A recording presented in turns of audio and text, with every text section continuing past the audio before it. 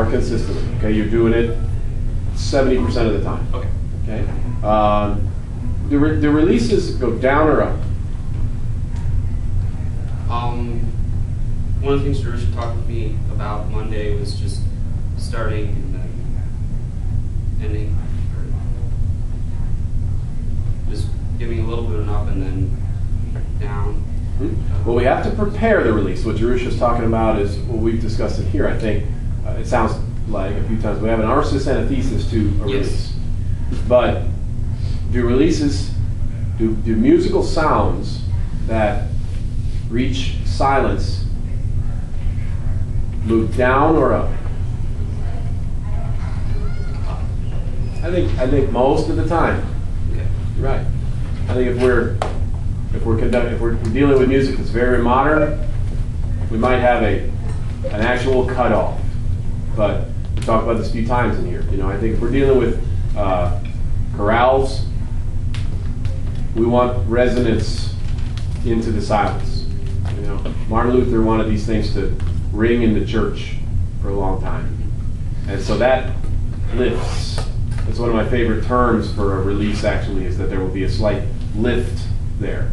In Symphonic Band, we talk about that a lot. You've heard me when we approach a breath mark. I'll refer to it as a lift. That there will be just a sliver of silence there, and so Jerusha is 100% correct. Of course, we have to prepare and then we release, but the release just doesn't stop down. We can prepare and release and help that sound to move up.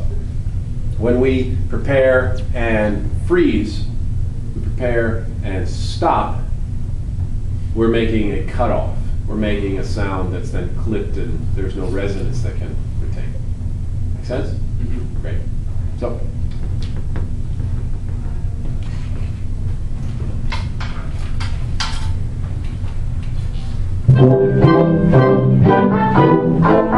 Why we stop? The prep wasn't comfortable. Why we stop, players?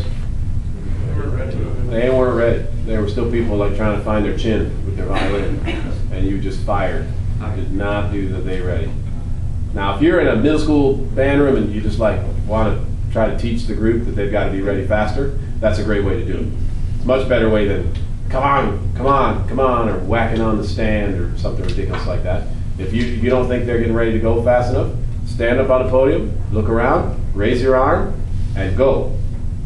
And they didn't play with you, let them know you noticed that, and that's not acceptable. Next time you need to be ready and be consistent with it. And in a week or so, you'll have a middle school band that responds pretty quickly to when you get on the podium and you lift your arms.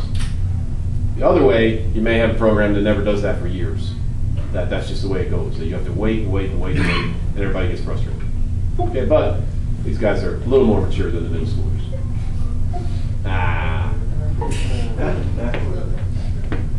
Ready?